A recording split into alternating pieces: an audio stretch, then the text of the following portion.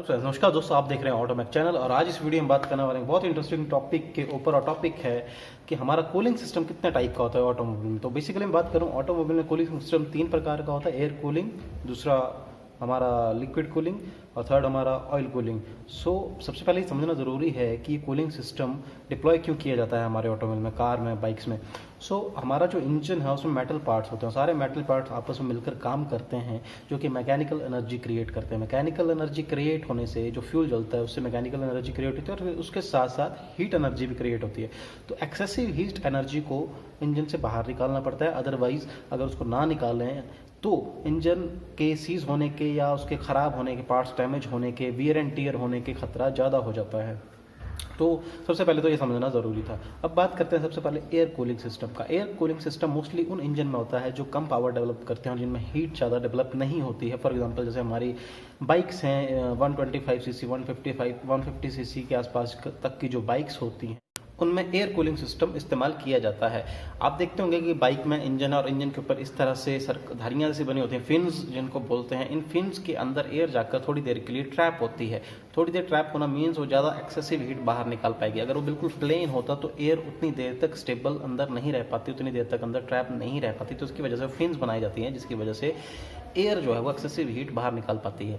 अब इसमें एक एडवांटेज होता है कि इसमें एक एडवांटेज है, वो है बाइक का स्पीड। क्योंकि जितना हम स्पीड देंगे, एक्सेलरेट करेंगे बाइक को, उतना ही ज़्यादा वो पावर डेवलप करेगी, उतनी ज़्यादा हीट पैदा होगी। और स्पीड से जितना गाड़ी भागेगी उतना ही ज़्यादा एयर फ्लो में आएगा और उतनी ज़्यादा एयर टकराएगी इंजन के साथ और ज़्यादा से ज़्यादा हीट जो है वो बाहर निकल पाएगी।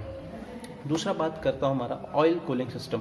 ऑयल कूलिंग सिस्टम में कईयों को शायद ये रहता है कि कोई अलग प्रकार का ऑयल उसमें डाला जाता है कूलिंग सिस्टम के लिए, जैसे बाकी लुब्रिकेंट डाला जाता, जैसे बाकी कूलेंट डाला जाता है। बट ऐसा नहीं है। ऑयल कूलिंग सिस्टम में जो इंजन ऑयल है वही दोनों काम करता है। हमारा लुब्रिकेशन का काम भी कर रहा है बट साथ में वो कूलिंग सिस्टम का काम भी करता है। अब ये जब इंजन काम कर रहा होता है उस टाइम पे जब ऑयल सर्कुलेट हो रहा होता है इंजन के अंदर, लुब्रिकेशन भी कर रहा और कूलिंग भी कर रहा, तो थोड़े टाइम के बाद वो क्या होता है, हीट होना शुरू हो जाता है।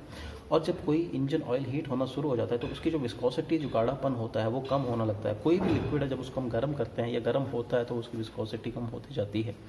तो जब ऐसा होता है तो उसको कूल करना ज़रूरी है, क्योंकि अगर उसको कूल नहीं करेंगे तो इंजन में वियर एंड टीयर जो है वो ओवर हीट होने के कारण शुरू हो जाएगी और लुब्रिकेशन भी प्रॉपर तरीके से नहीं होगी। इसलिए ऑयल कूलिंग सिस्टम में एक इंजन के बाहर की तरफ को एक छोटा सा मिनी रेडिएटर जिसको बोलते हैं हम, या फिर उसको हीट एक्सचेंजर, टेक्निकली नाम उसका हीट एक्सचेंजर बोलते हैं। उसमें से क्या होता है, एक पाइप हीट आउटलेट होता है पाइप का, वो हीट एक्सचेंजर में जाता है और हीट एक्सचेंजर से फिर वापस एक पाइप जो है वो इंजन में आती है।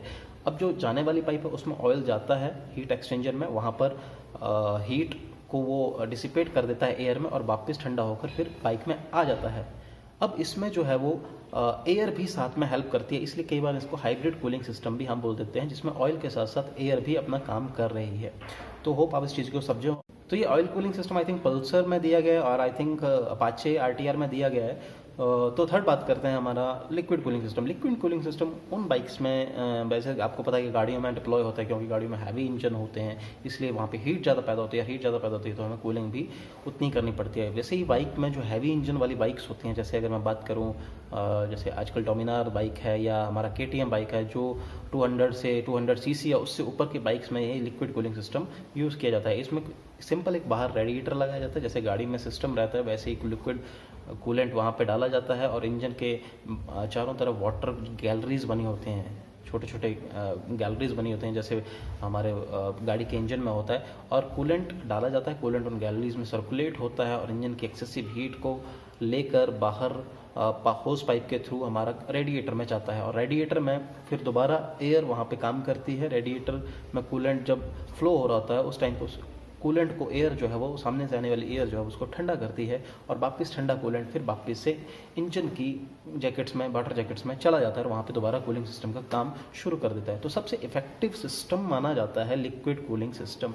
और बाकी की अब जो 200 के आसपास सीसी के आसपास जो बाइक्स हैं या 200 से ऊपर की जो बाइक्स हैं उनमें मोस्टली लिक्विड कूलिंग सिस्टम ही यूज़ होता है। तो होप आप इन तीनों टर्मिनोलॉजीज, तीनों चीज़ों का डिफरेंस समझे हों, और समझे हो तो प्लीज़ लाइक कर दें वीडियो को, नीचे सब्सक्राइब बटन है क्लिक ऑन दैट और साथ में बेल आइकन बटन है। मिलते हैं नेक्स्ट वीडियो में, टिल देन बाय बाय।